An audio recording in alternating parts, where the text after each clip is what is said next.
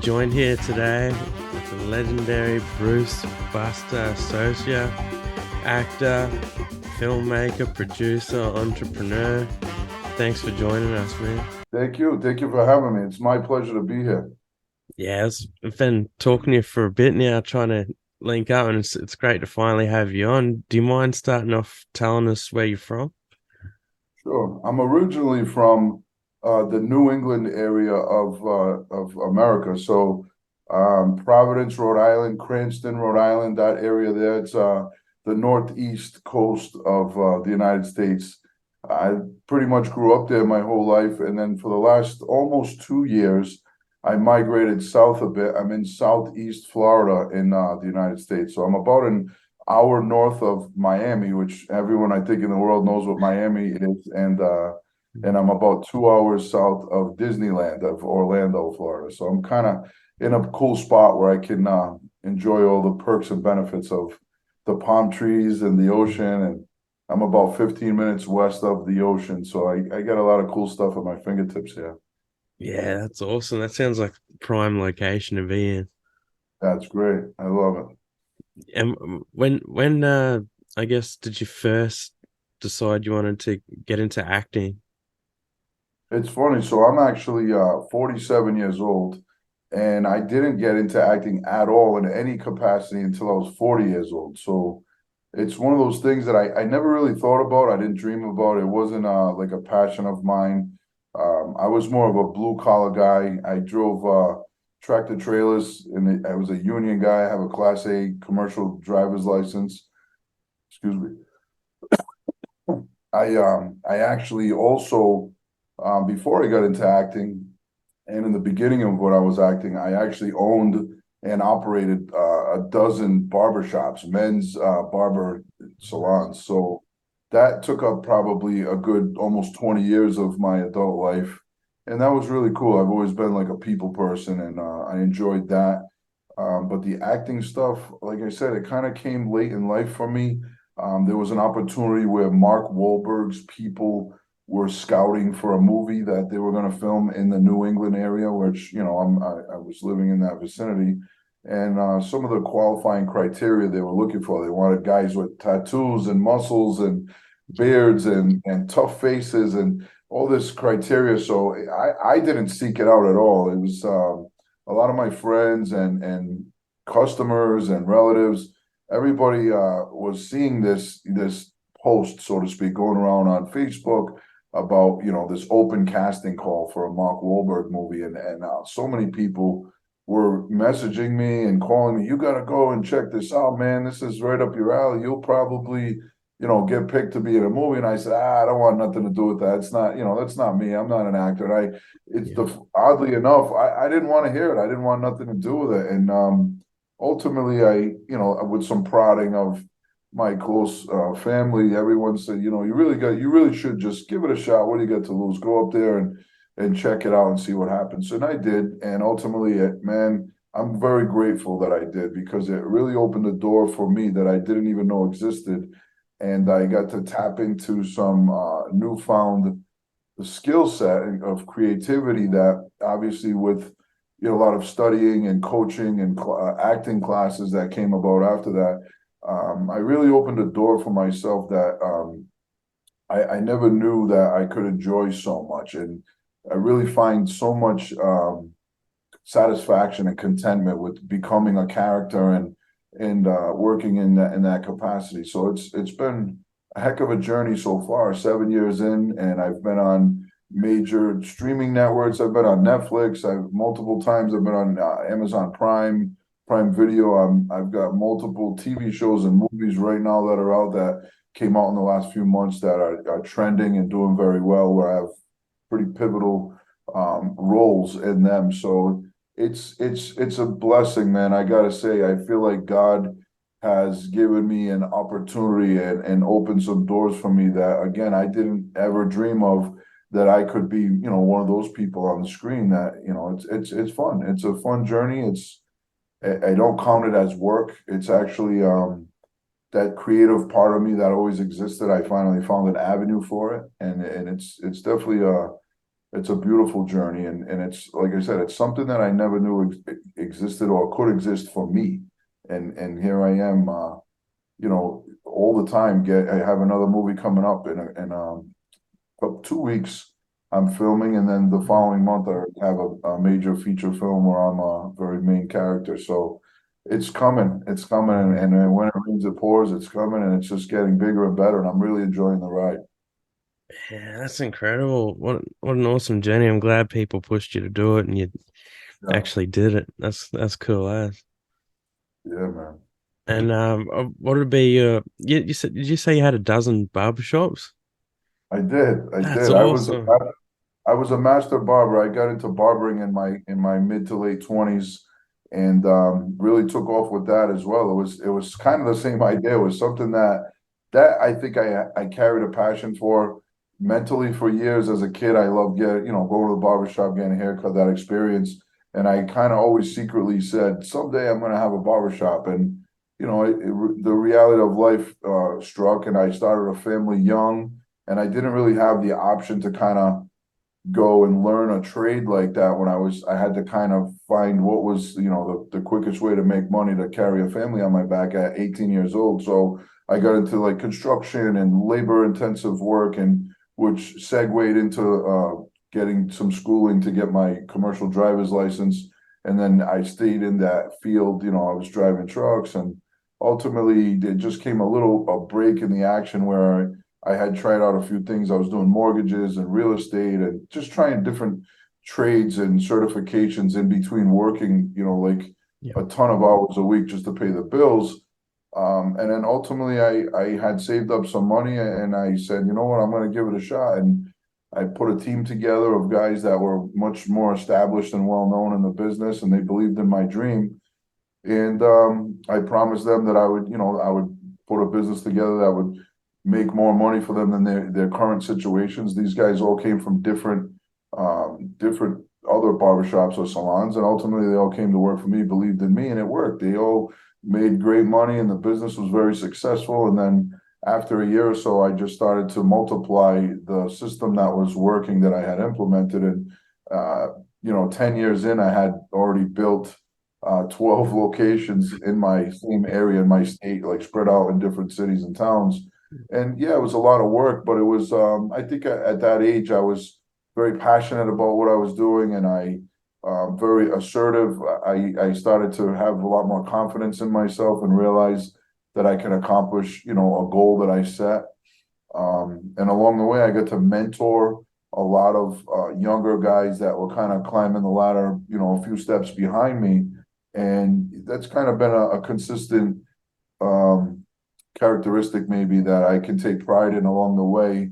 Even now in acting, as I climb the ladder, so to speak, there's always folks behind me, like, asking for mentoring and coaching and guidance and suggestions. And I enjoy giving back. Like I don't kind of hold these secrets for myself. Whenever I learn things or get mentored by those more experienced than me, I love to pay it forward. It's one of my favorite catchphrases, if you will. I always say, as I'm giving someone advice or guidance, I say, they ask me, how can I repay you? And I always say, please just pay it forward.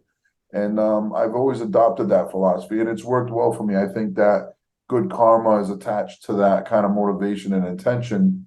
And a lot of, great opportunities have come along for me in different capacities. And I got to say, I think God is smiling when any of us help others and serve others and coach and guide and mentor. And, I'm very fortunate to say in one lifetime, I've gotten to kind of live multiple careers, if you will, and pursue multiple paths. It's a huge blessing, and I don't take it lightly.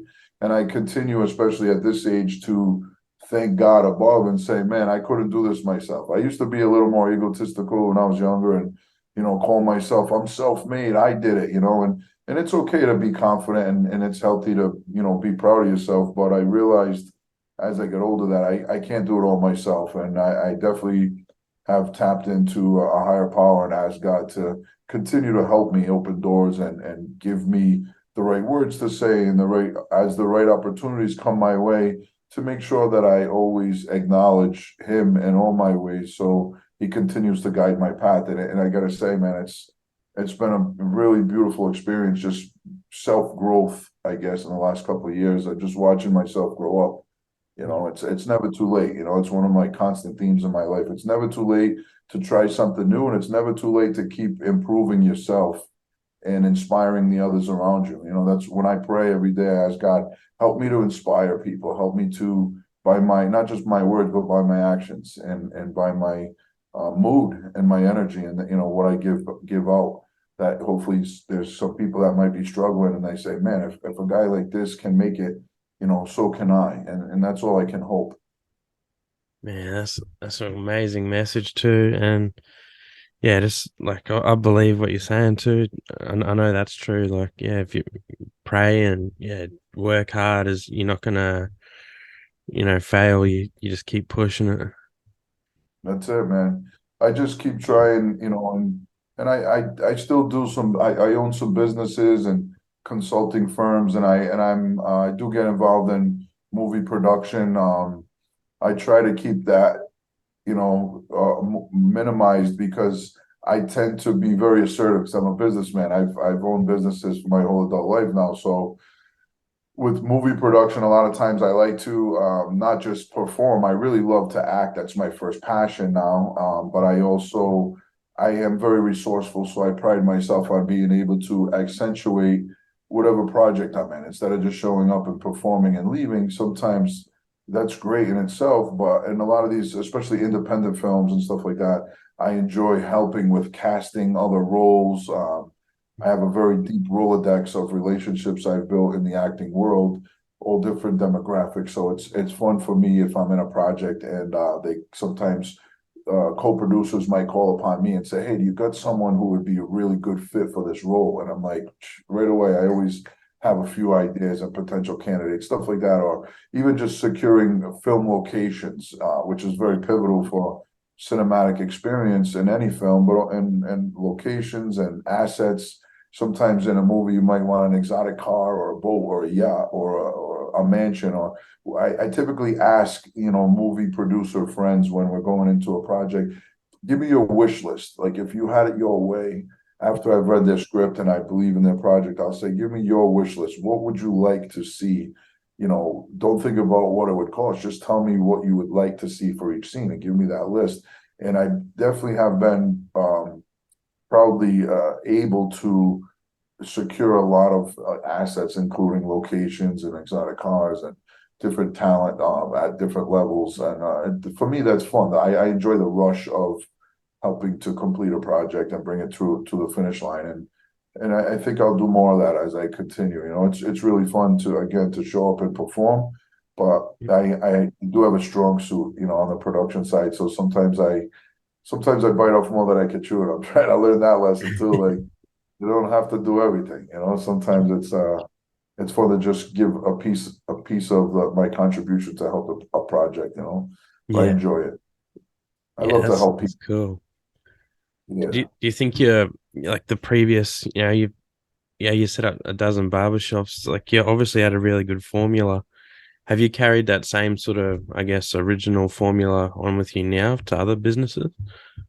I think just it's more of a systematic approach to any business. I think, I wouldn't consider myself a guru of anything, but I definitely feel like in my heart, soul, and brain, when it comes to business, if you find something that works, you continue to grow and evolve and change with the times. But if it ain't broke, don't fix it.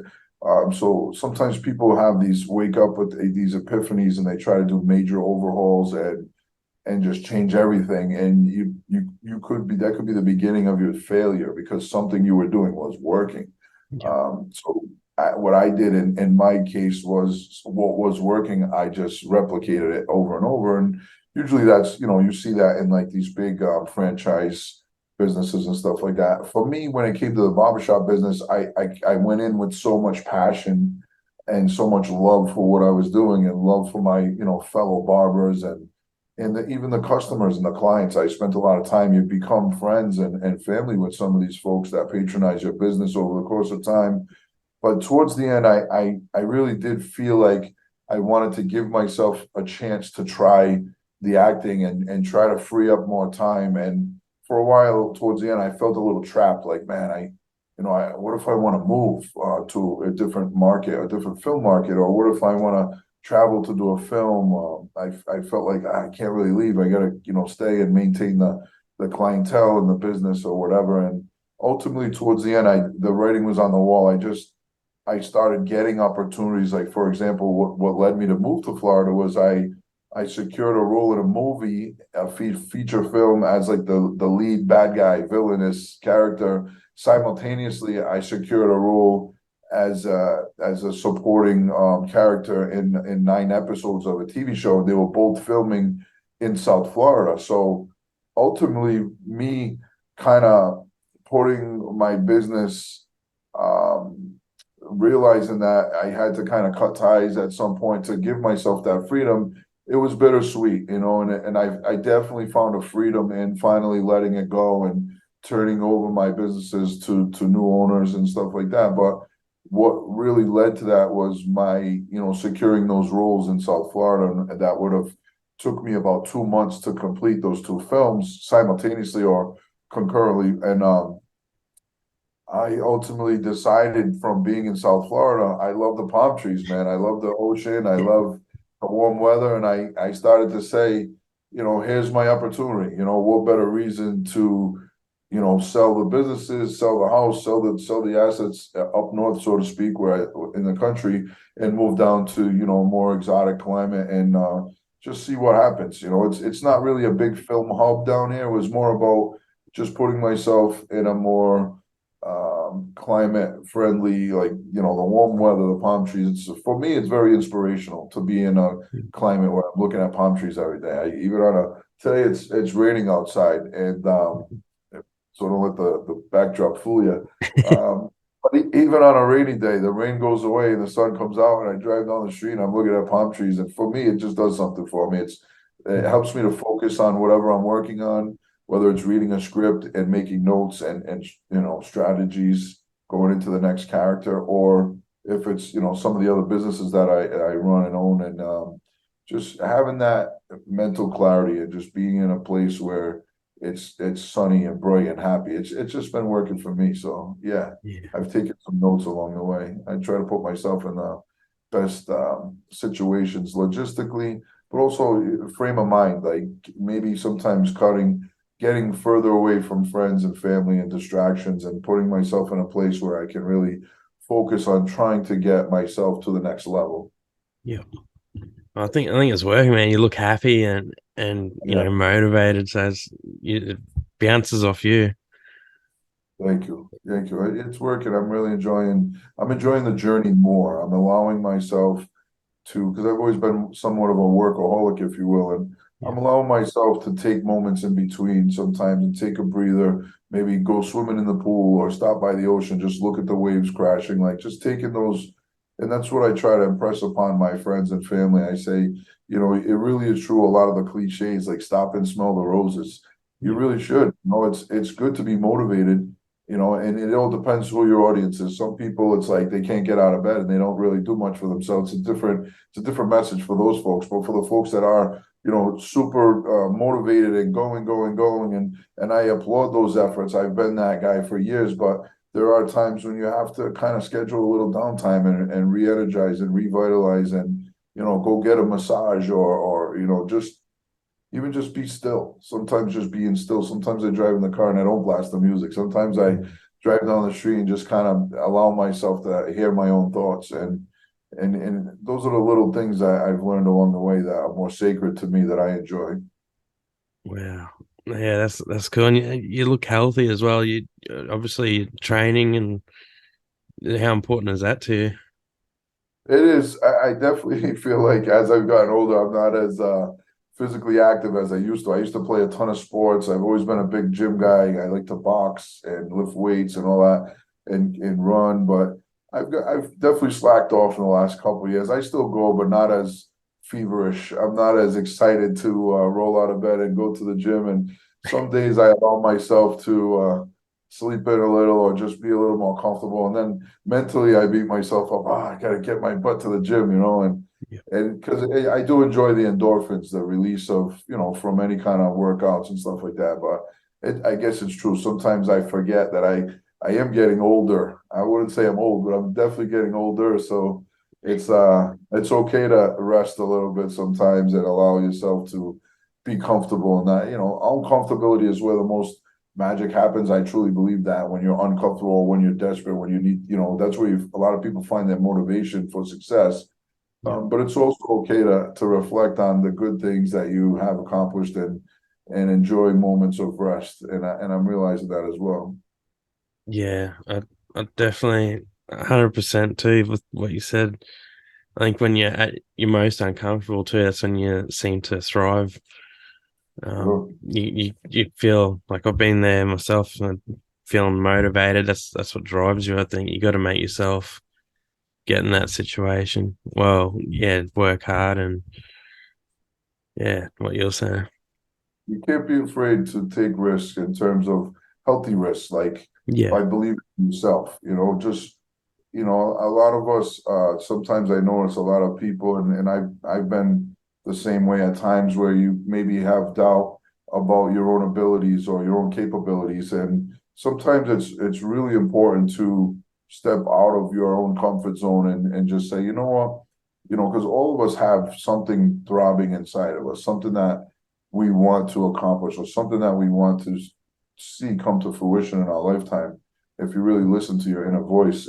And I really believe that that's there for a reason, and you shouldn't just stuff it down and disappoint yourself day after day with mediocrity, and I feel like for me as an entrepreneur anyway, and not just as an actor, but as an entrepreneur, when I finally, at a younger age, I worked hard. I worked for a lot of different companies that I was always the young guy in a man's world.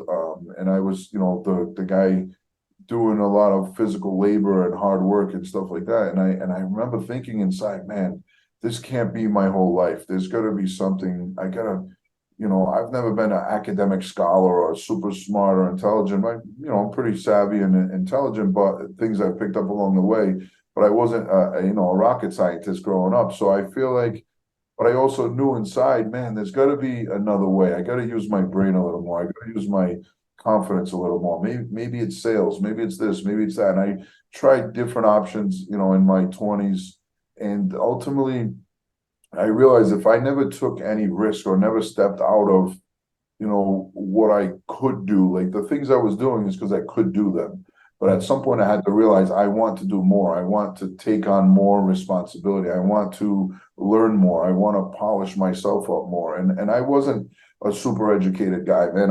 I'm a high school dropout. I got a GED and equivalency test at a young age. And in my mind, as a teenager, I just wanted to work. I saw the value of making money, right away. And I didn't really have the luxury of, wealthy family or those kind of guiding lights where, hey, you should go to college and this is how you do it and all that. For me, it was like I knew I had to get right out there and work and trade time for money. And ultimately, over the course of time, it just always throbbed inside of me. There's got to be a better way.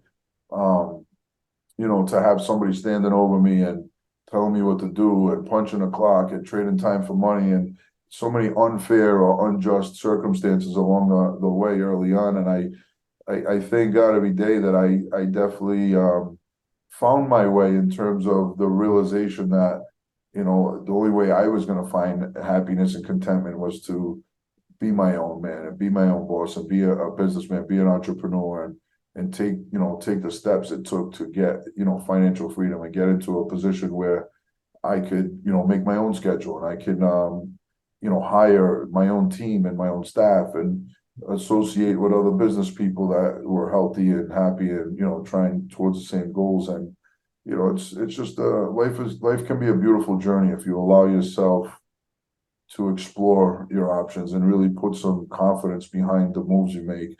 And again, I have to say, and one of the things I do nowadays, I always ask God to guide my steps every day. So God, please help me make the right choices and guide my steps. Help me make the right decisions. help me discern, good moves from not good moves, closed doors that are meant to close and open doors that are meant to open. And it's really healthy to have those exterior dialogues, with yourself and with your higher power, because I really feel like when you put words to your thoughts and get them out of your body, like it's one step closer to making things happen and come to fruition.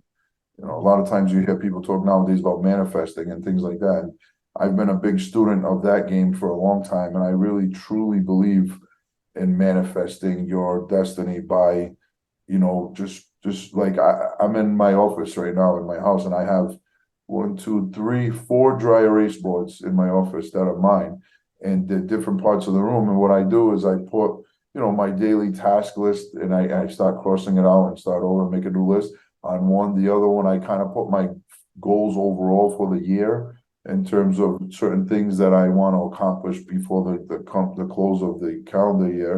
And then I have things that in kind of inspirational things that I want to impose on others around me. And it's like a list of, maybe attributes, or be an encourager and say kind words, like just little things that I try to implement into my daily life. But for me anyway, by me writing it on these dry erase boards in big letters, where when I sit in this room and I look at, my review of my work, so to speak, um, I'm trying to make sure I'm always injecting things that helped me along the way. When, Yeah. along the way in my young adult life, there were older, wiser businessmen that shared time with me and mentored me in some ways, whether they realized it or not, gave me insights, gave me things to think about, gave me ideas, suggestions, confidence, gave me, um, things that have stuck with me in terms of thought processes. I call it swing thoughts. I played a little golf for a little while in my 30s, and I realized that you have to approach each shot with a swing, with multiple swing thoughts. So I try to apply that in every aspect of my life. I don't just run in head first. I'm always working on something mentally when I'm executing something physically. And it's just a beautiful way to live, but also to pay it forward to, there's always, all of us, whether we realize it or not, have people around us that could use an encouraging word, could use a smile, could use a hug, could use a pat on the back, could use maybe a cliche catchphrase that might lift their spirits and make them giggle. I don't know. But if we don't do that every day, it's kind of selfish, Yeah. it is. And I realized those are the things that nowadays these generations are breaking down more and more, and you don't see it as much. So instead of complaining about it, I realized it's better to embrace it, acknowledge it, and be the change, be one of the folks that still does it and still open the doors for people and just say, a compliment and things Yeah. like that. It really does make a difference. Yeah, definitely. I love, that you do that, and you're like still human. It's feels like it's less and less now in the world, but it's amazing coming across people like you. And I love what you said about having your boards up and you take it in and keeps you focused. That's a brilliant idea as well. It's always Yeah, there.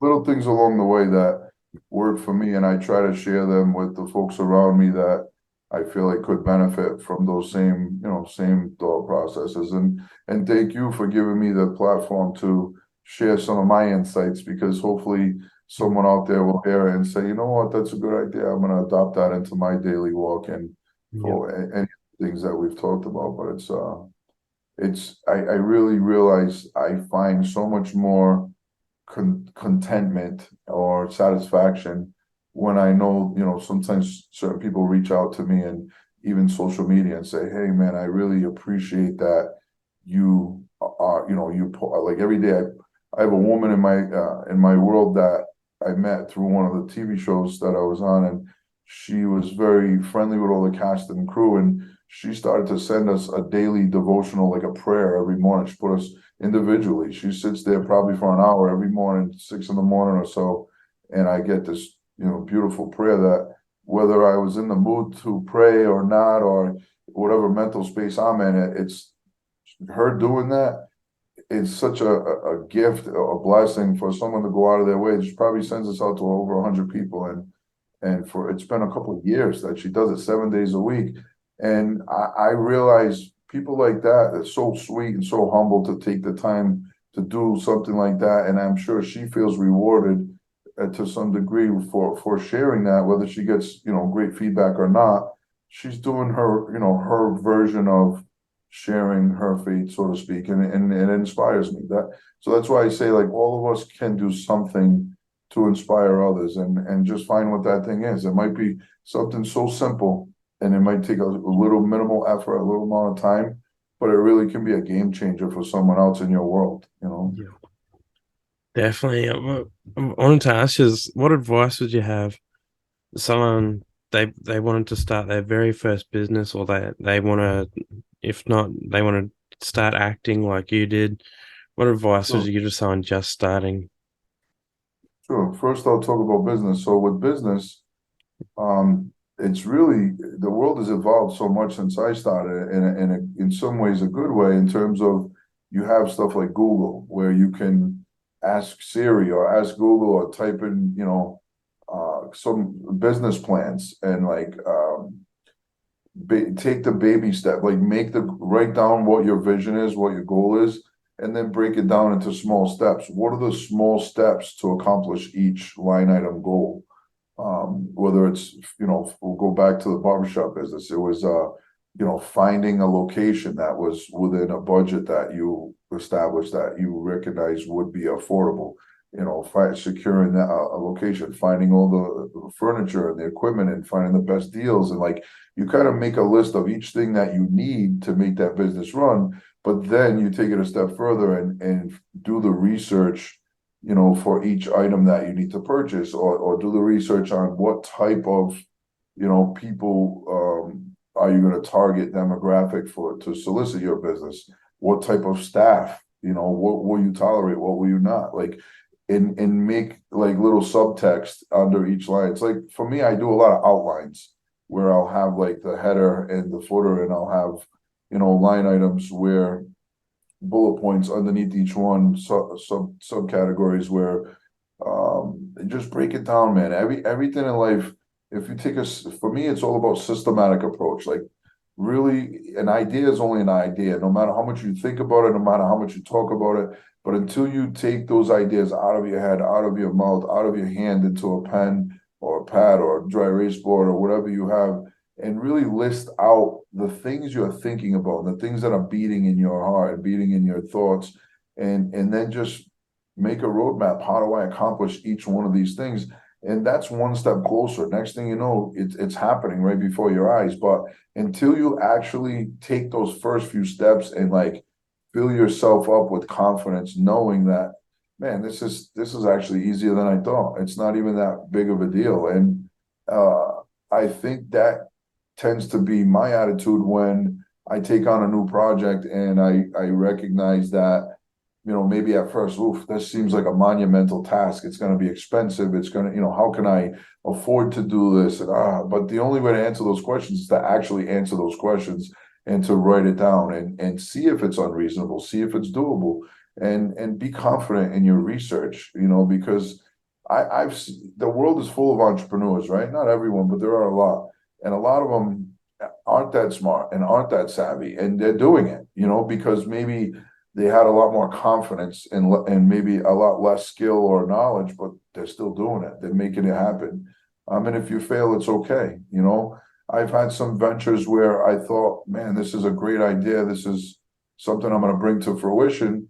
And ultimately, maybe it wasn't a great idea. Maybe I didn't end up making a lot of money or a big margin, but maybe it was too labor intensive, or it was too hard to find help, or whatever. There's a lot of pitfalls out there, and it can be tricky, any business, any industry, but you don't get on base if you don't swing at the pitches, and you got to try. And the best thing I can say, like I said, in business is write your dreams, your goals down, and then make a list and just figure out how to do each one. And that'll be, next thing you know, you're out there securing a lease, or buying a building, or doing something to get closer to your goal. But it has to start somewhere.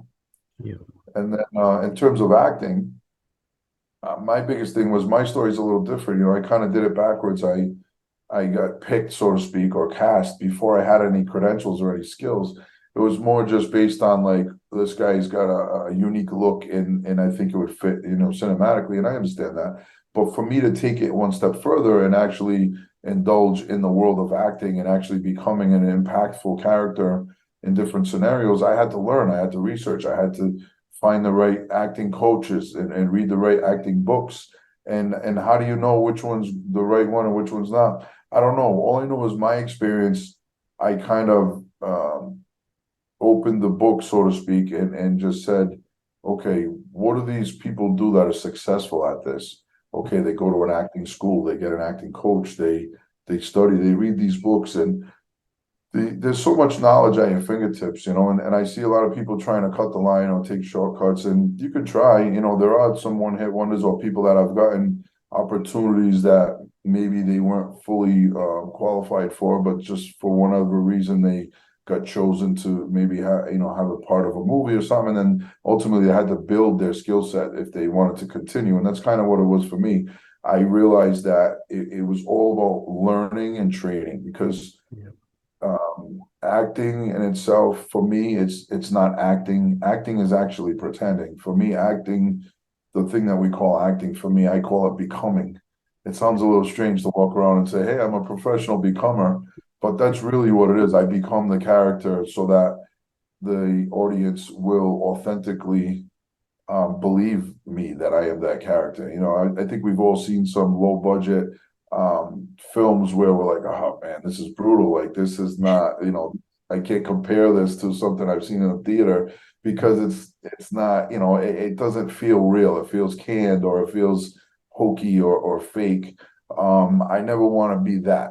That's embarrassing. And I've seen examples. I've been invited to go see preview some movies and I cringe sometimes. I go, oh my God, like this. And some people they're so jaded and they might think like, man, this is great that they're so excited. And it's cool. I'm happy for people that when they're excited, but at the same time, if you really, really want to be good at something, anything, not just acting, it's all about acquiring as much knowledge as you can and really spending the time and the effort and the money on training and learning, and then take what you learn and see what you can do with it, and with acting, it's not for everybody, and it's definitely, one of those things where it can be taxing. There's a lot of rejection involved.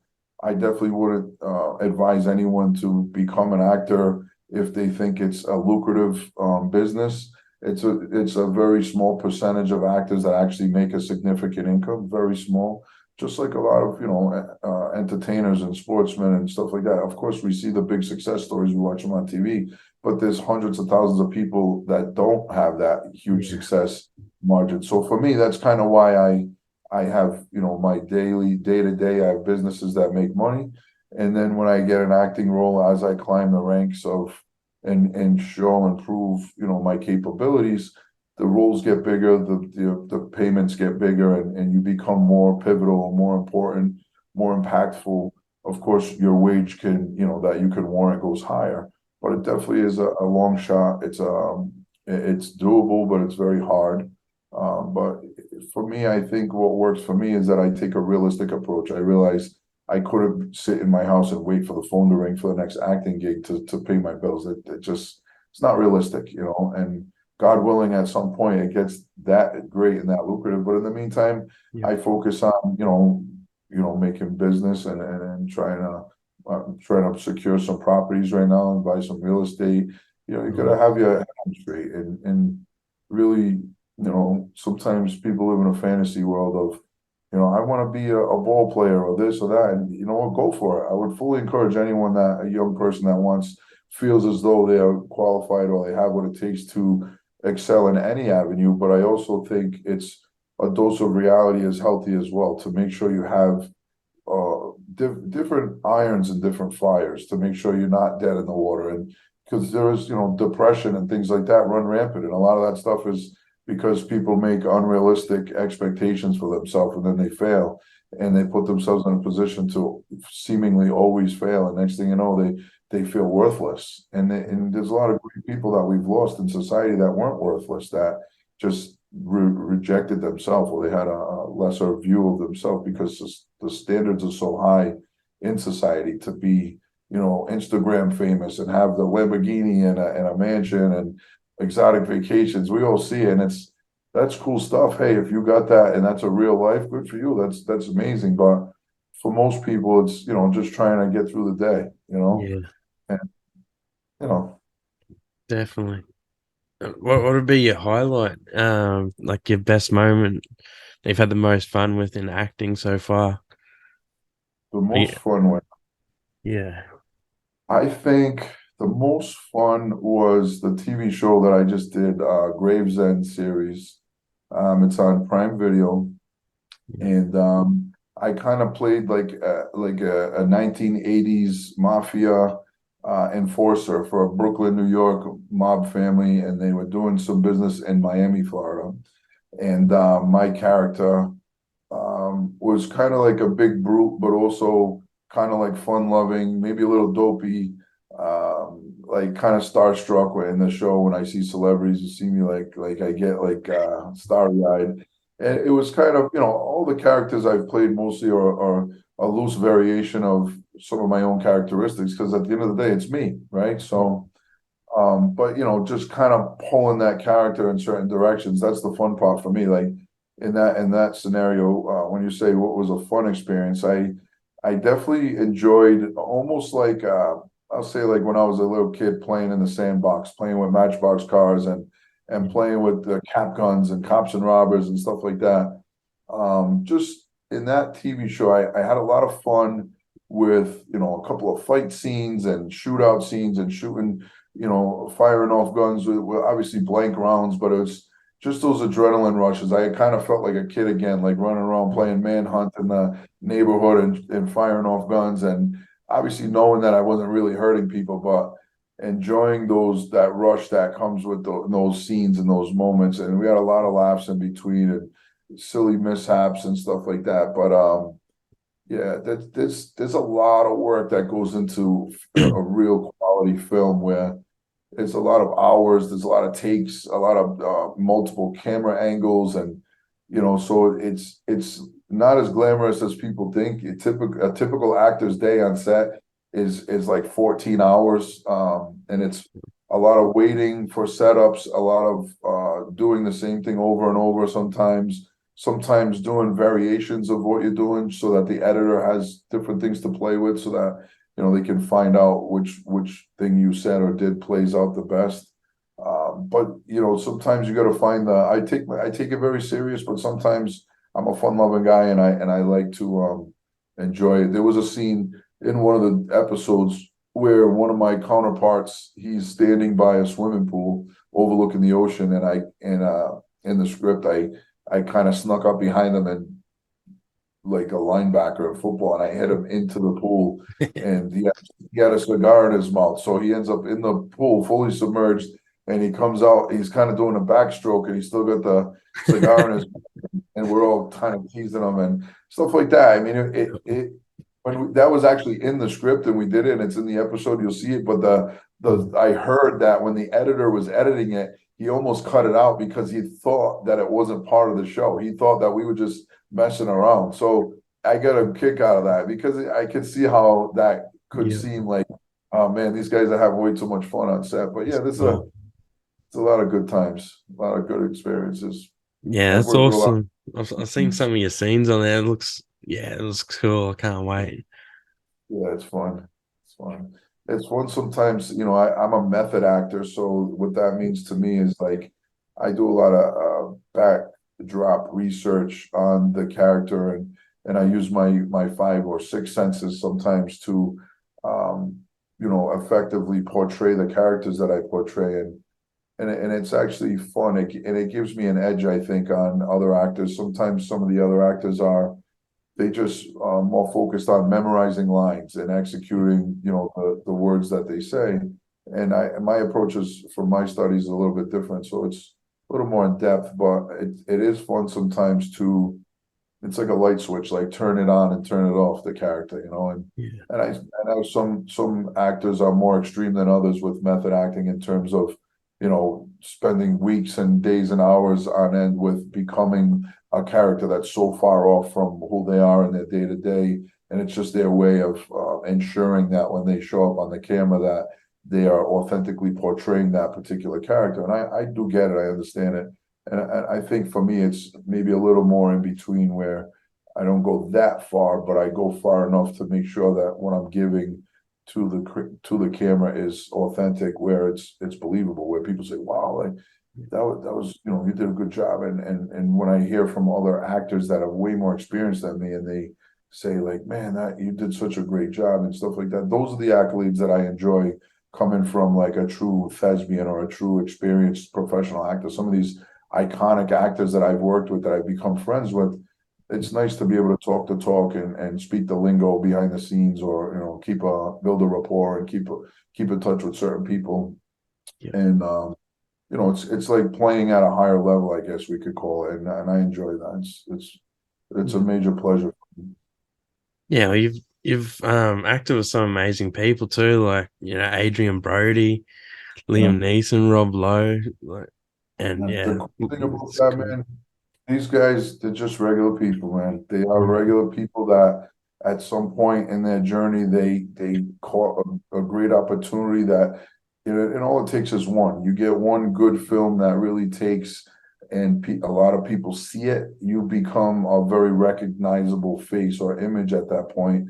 And then after that, that's when the phone doesn't stop ringing, because it's not just your skill set or your look, but it's also the marketability of you and your image. So, and that's the formula that makes film work in terms of saleable film, marketable film. When you have a film that has character or images in it that are recognizable by the general public, of course it's going to do well just by default. Even if it might not even be a great film, but people are going to tune in, yeah, and there's going to be some revenue made from that film. So yeah, I've been very blessed. Rob Lowe, Liam Neeson, Adrian Brody.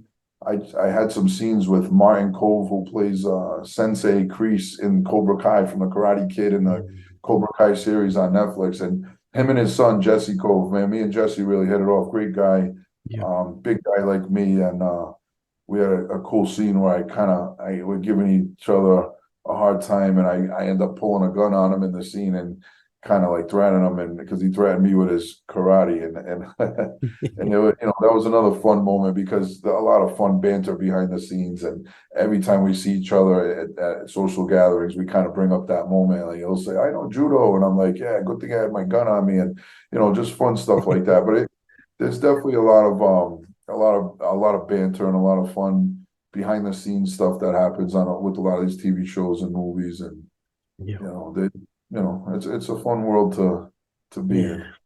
Yeah. definitely. I want to ask you, what do you got like for the next 12 months going forward? What else are you working on? So Um, right now, the our union here, and it's a global union, but predominantly in the States, the SAG-AFTRA union that I'm a member of is on strike, along with the WGA, the Writers Guild. They're also on strike. So a lot of the big studio level projects, like the stuff you've seen me in on Netflix or NBC, I did the Blacklist on NBC.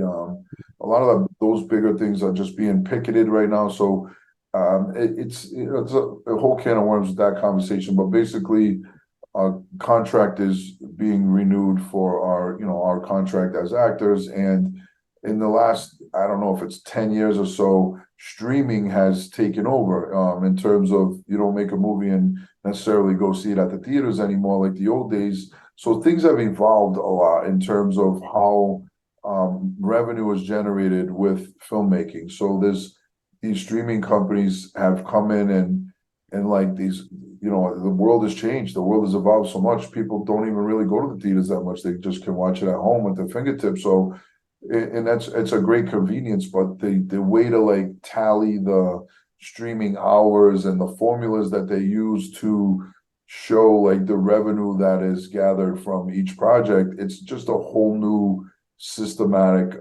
tally system. So when actors like myself get cast in a film, typically, there's kind of standard rates that are like minimum rates that the union has secured on our behalf, but then there's also as you grow and your impact on society and your fame and stuff like that rises, your agent will negotiate, above and beyond what the minimums are, of course.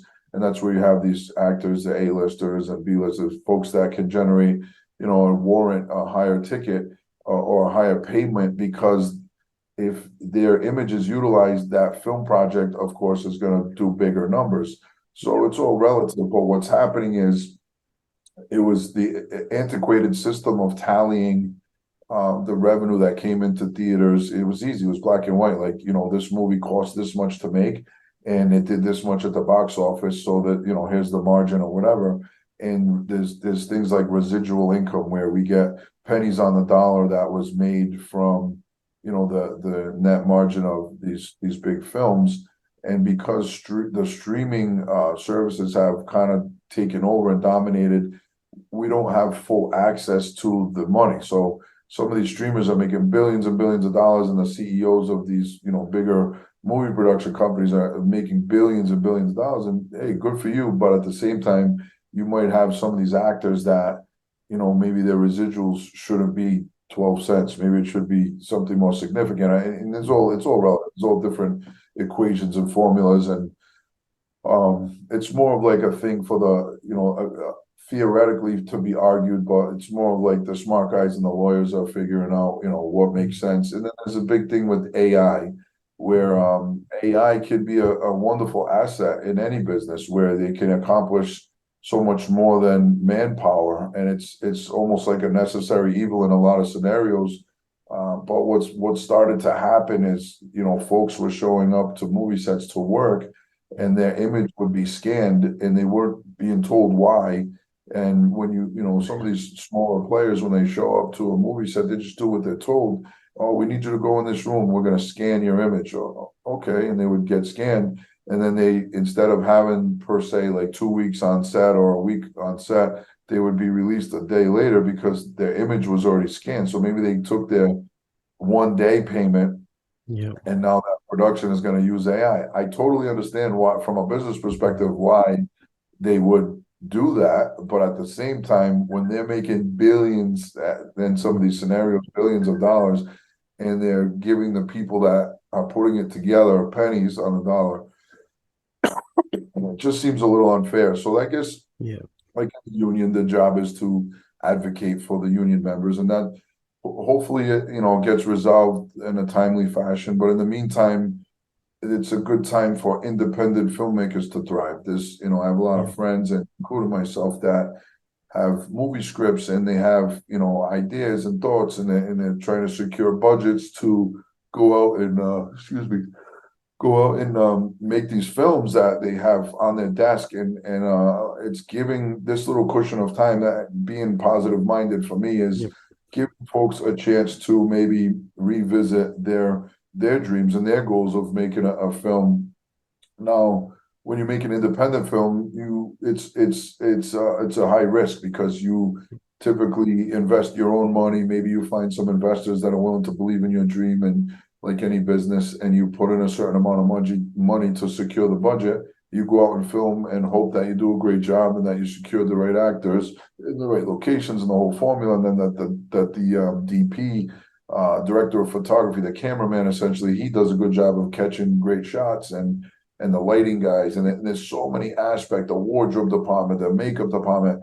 These are all the people that you don't see. They're the unsung heroes. So, Yeah. right now it's really hard for someone to make an independent film and then get it to monetize and get it on TV or in a theater. So, but now's the time to try because the studios aren't cranking out movies like they normally do because of the strike. So I'm definitely involved in a handful of independent films that are happening right now. And I'm proud to say, like, to contribute and help some of these folks realize their dream. If maybe they've been wanting to make this movie for 20 years or 10 years, and now they finally have like a window of opportunity where some of the bigger name actors are more accessible because they're not plugged into a studio project right now because of the strike. Yeah. And things like that trickle down. So being That's positive pretty cool. minded, hopefully those kind of things happen. Yeah.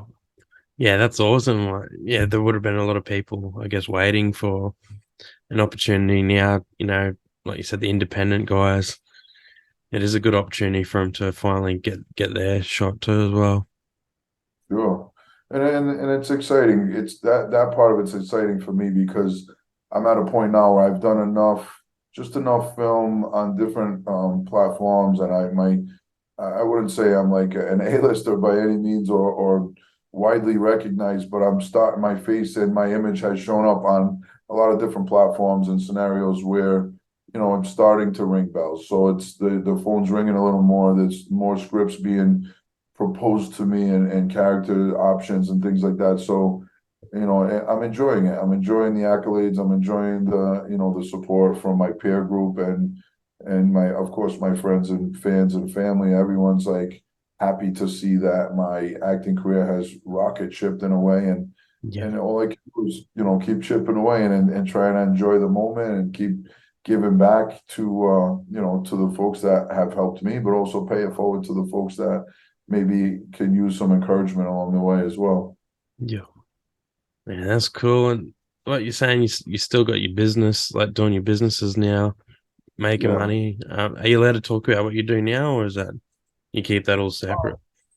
No, it's separate, but it's just one of those things for me. It's right now working on some projects with some friends along the way that a world that I never thought I would even be privy to, but I'm learning more about stocks and about publicly traded companies, essentially that are bought and sold shares with stocks. So it was never really my world, but I've always wanted to know more and educate myself a little more. So I've got some friends that are taking a company public and they're acquiring assets to build the value of this company. And those, I think loosely, I always understood in theory what that world means and what they do, but there's so much more to it the more I pay attention. And I kind of have been really interested and intrigued in that world. And as of recent, I've been getting more involved with, brokering, businesses for sale. Maybe, someone wants to sell a business, someone else is looking to buy a business. And because I have a lot of relationships established all over the world. So I try to put people together and, broker some deals like that. That's kind of the world I'm living in now, where some of it's entertainment venues, some of it's real estate, some of it's just brick and mortar businesses that maybe someone wants to sell, and I'm trying to put buyers and sellers together and stuff like that. So I'm enjoying it. I'm enjoying the journey. I'm trying to keep my path open for the next opportunity and that comes along. And in the meantime, continue to do what I do. And every time a movie role comes up that I'm fond of or that I decide to accept, I try not to drop everything, but I try to minimize what my daily operations. I have a good team around me that can support that, and I dive in and work on becoming that character and preparing to travel and get in character mode so I can give every opportunity I get to act. I want to make sure I'm always super impactful so that one leads to the next, to the next, to the next. So I Yeah, can't afford to have like a weak moment, if you will. I have to continue the momentum of living up to my reputation in the business is, yeah, positive minded. This guy takes it serious. He gives a great, authentic character, and I'm starting to get away from the characters, not so much get away from, but trying to expand and do different characters that you might not expect from someone that looks and sounds like me. So I've got a couple coming soon that it's definitely yeah, going to cool. wow my fan base, where they're going to be like, oh man, I can't even believe, I could never see that, but now I see it, and Yeah, that's where the magic happens. yeah, definitely. Like was going back to trying something different, and yeah, that's cool. Right. I typically have played a lot of like alpha male, gangster, mobster, tough guy, biker, a lot of those kind of roles. And it's fun for me. It's great. I grew up in those, in that ambiance, so to speak, so I could tap right in. But right now, I just performed in a film where I played a pastor of a church. And I was a dad. I had two daughters, and I was, Yeah, kind of the film focused a lot on like social issues and pop yeah, culture issues, mostly focused on the kids and the day-to-day life of them. And then me as the dad that's kind of disconnected, older, and not really, what's this TikTok and this and that, and like trying to figure out how to connect to my kids and not and just failing miserably. And then also, being a pastor of a church and Yeah. showing up and trying to connect with my church. So it was kind of a great pivot for me to show the world, once this film comes out, show the world that I can do different things. I'm not just a one trick pony. That's cool, man. Yeah. So I'll it's definitely have to check it out. Yeah, and when it gets closer, I'll start making announcements about that. But I gotta keep, how it is. We keep it under wraps until it's finished, and Yeah. then it start marketing. But yeah, man, it's a lot of fun, and that's the thing for me now. I'm looking for challenges. It's easy and fun for me to play like the villain, the bad guy, the tough guy. All that stuff it's in my wheelhouse. But it's also I can do much more than that because I am a dad. I'm actually a granddad now. I have a granddaughter now, Yeah. so That's it's awesome. the things that I experience in life help me to be able to authentically portray those type of characters. I could play a granddad. Maybe I'm not your typical looking grandfather, but I am a grandfather, so it is possible. Yeah. So it's fun, and I enjoy when filmmakers reach out to me and compliment my skill set from what they've seen, and then say, "Hey, I got you in mind for this role or that role." Those are the biggest compliments you can get, and Yeah. it's at those moments that it's not so much about business or money, it's more about the art and just knowing that me, I can contribute or bring something they need. Like they want a character to be impactful in that film, and when I'm thought of in that way, it's a huge compliment. It's very flattering. So I enjoy those moments a lot. Yeah, definitely. A good feeling, especially hearing that you're doing a great job and other people are looking to get you on their projects. That's got to be Yeah, good. I want to do a film in Australia. If you know anybody that's looking for a a Yeah. big from the state. Yeah, that'd be cool, man. Come over here. Yeah, for sure. That'd be What awesome. part of the continent are you in? I'm Are you near in Europe? No. Western Australia, yeah, in a little town, like a little port town. So Port Hedland is where I live at the moment, but I'm originally Oh, from the East Coast. oh wow. I'll look it up on the map. I have Yeah, never been, but it's on my bucket list. I definitely want to go to Australia at some point, hopefully sooner than later. yeah, And definitely. That you'll love it, looking yeah. There was a big The Rock, the guy Dwayne Johnson, The Rock. I know he was filming his TV show and parts of it in Australia, so that was pretty impressive. I have some friends that were in the show Yeah, that flew out to Australia. I'm like, man, I want to.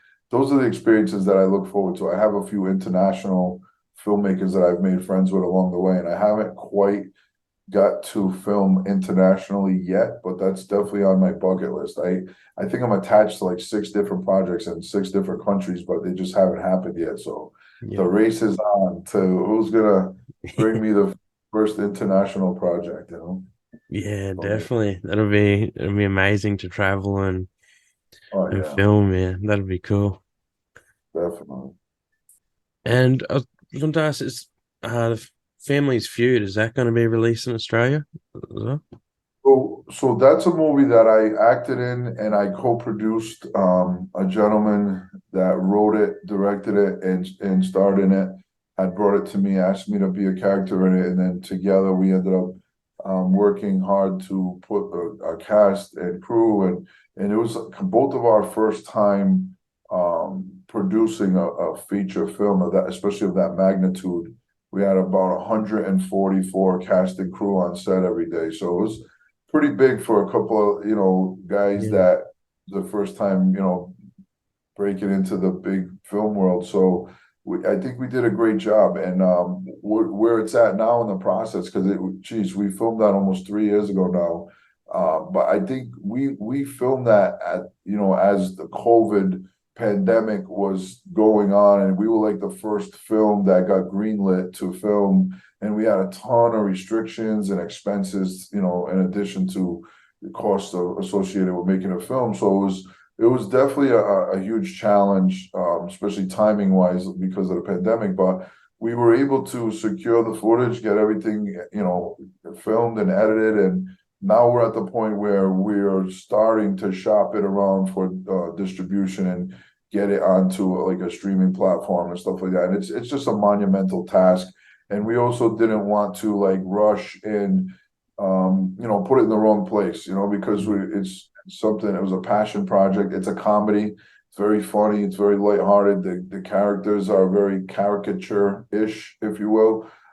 So I think once we do finally get that to fruition and get it out to the public, I think everyone's gonna get a really good laugh. It's, if anything else, it's really funny. It's something, that's for sure. I've definitely been told by some of the folks, other filmmakers and producers that I've watched it in private screenings. They say this has all the makings of a cult classic. So Yeah. we're trying to be very careful when and where we release it, and make sure that it's in good hands and that it gets widely viewed internationally as well. So I think we got some good opportunities coming up. A couple of really solid distribution outlets have already looked at it and taken a liking to it. I think we're going to shop it around a little bit more and see, what kind of offers we get, and then we'll be, of course, posting and marketing the film sooner than later, hopefully, so it can get out and get viewed, because it really was a work of art, that's for sure. It's a really funny film piece, and it's the wise guys meets the hillbilly Sasquatch hunters. Yeah. So it's two widely known demographics individually, and smash them into each other. So it's definitely original content. It's very cartoony, very funny, a lot of cliche, a lot of tips of the hat to other like major films. Yeah, it's really it's purposely over the top, if you will. So I think it's one of those movies where people are gonna watch it and be like, this is like a real live cartoon. And that was the affect we were going for. It was written from the minds of the gentleman who wrote it, and that was his perception. And it's a pretty funny take on those two, those two worlds. So yeah, hopefully you'll be hearing from us soon about that one. Yeah, that'd be exciting. I can't wait for that to come out as well. It's got a lot of good cast members. Oh yeah, good Uh, stuff. But yeah, check out Mob King on Amazon Prime Video. That's a movie that is playing now, that I was a heavy hitter in that one. And then Gravesend series season 2 also on Amazon Prime Video. That's 9 episodes, and I'm in a lot of the episodes. I'm heavy in the first 3 or 4 episodes, and then you see me pop up sporadically in the other episodes. But that was definitely an experience, and a lot of big name actors are in that TV show as well. So hopefully those continue to do well and trend, and we get a lot of great feedback for both of that movie and that TV show. And then Doggone is the movie on Netflix that I have a nice scene with Rob Lowe. That was trending #1 movie in the world on Netflix back in the middle of January of this year. So it's still out there. It's still getting a ton of views. People love it worldwide. It's a really good film. But I hope you enjoy it, and I hope your viewers get to tune in and follow me on actor Bruce Soscia on Instagram and Facebook, and that's about it. I don't really have. I mean, I have IMDb as well. Anytime somebody clicks on my IMDb, it helps to increase my popularity rating. So as an actor, so actor Bruce Buster Soscia on IMDb. If anybody wants to search that and click on some of my content, I got some clips on there from movies and TV shows. You get a kick out of it.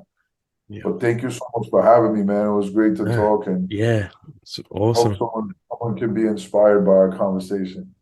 Yeah, I think that'll definitely happen, man. And yeah, it's been great talking to you. I'll put your links up too when I edit this, and Thank you. people can go and check you out, like you said, on everything. And Hopefully I yeah, can talk to you sooner than later, man. I'd love to come down. yeah, man, gotta find a way to make it happen. That'd be cool. Sounds good, bro. Keep in Uh, touch. Feel free to reach out anytime. yeah, thanks, man. I will. I'll send you a message, and yeah, it's great talking to you. Thanks for coming on. All right, buddy. Have a great day. We'll see you soon. You too, man. See ya.